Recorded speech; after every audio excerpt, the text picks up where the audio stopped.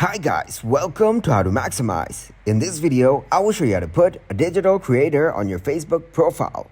First, you need to go to your Facebook app to see if you can put a digital creator on Facebook or not.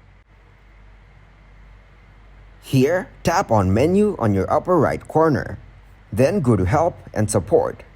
Select Help Center.